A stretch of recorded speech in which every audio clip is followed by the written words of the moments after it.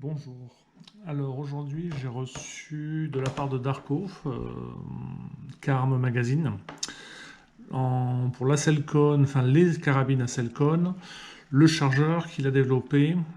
Là je l'ai reçu en calibre 5.5, mais il peut le faire dans tous les calibres, 4.5, 6.35 et autres.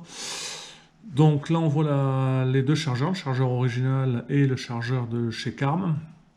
On peut voir sur le chargeur de chez Caramiti qu'il y a l'indicateur de plomb restant, du nombre de coups restants. Et au passage, sur le chargeur d'origine, nous avons 12 coups en 5.5 et sur celui de chez Carm, nous avons 13 et 14. Donc 2 coups de plus.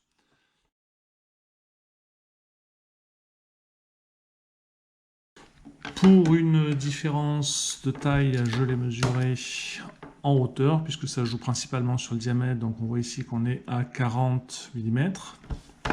Et sur le chargeur de chez Carm, nous sommes à 41,5. Donc il y a 1,5 mm d'écart entre les deux chargeurs. Donc selon votre montage de lunettes, ça peut jouer ou ne pas jouer. Là, dans mon cas, il n'y a vraiment aucune difficulté à mettre le chargeur de chez Carm ou le chargeur d'origine. Les deux s'insèrent parfaitement, il n'y a aucun jeu, c'est parfaitement ajusté. La qualité de fabrication est toujours au rendez-vous.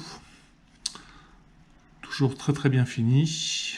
On voit ici un peu tous les côtés, toutes les faces des chargeurs. La différence va se faire surtout au niveau du remplissage. Du garnissage des chargeurs, et pour ce faire je voudrais faire une petite comparaison de remplissage de ces deux chargeurs.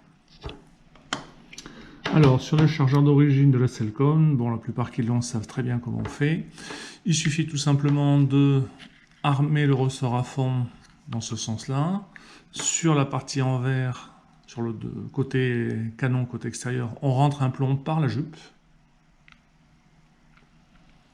Hop. On retourne, je vais démarrer le chrono au passage. On retourne et puis on n'a plus qu'à garnir les 12 plombs. Alors oui, si je les fais tomber, ça ne va pas améliorer la chose. Donc j'essaye de le faire normalement, naturellement, enfin, pour voir un petit peu ce que ça donne.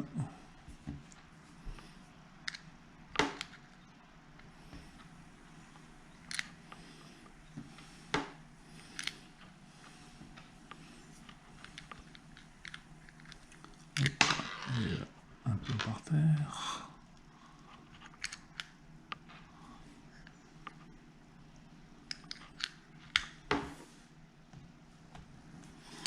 Donc voilà, 12 plombs chargés dans le chargeur d'origine. Il faut 45 secondes, 1 minute en prenant son temps.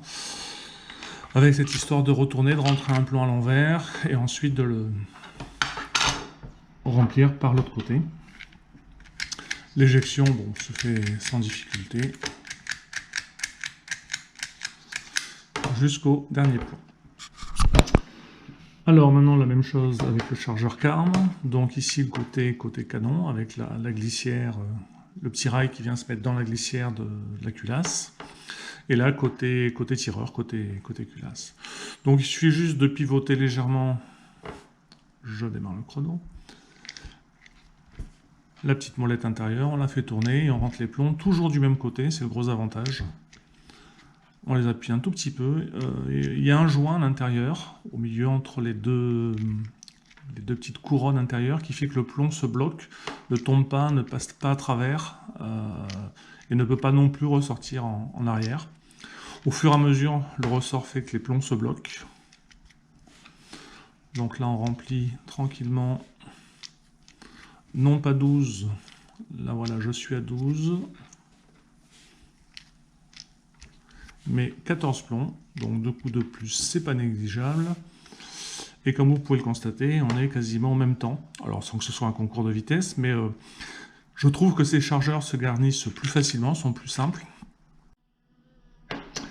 Et donc au niveau fluidité d'éjection, c'est exactement comme le chargeur d'origine. Ça s'éjecte sans difficulté, il n'y a aucune accroche, c'est super fluide. La Selcon se charge très bien. Et quand on termine, il y a la butée de blocage de culasse.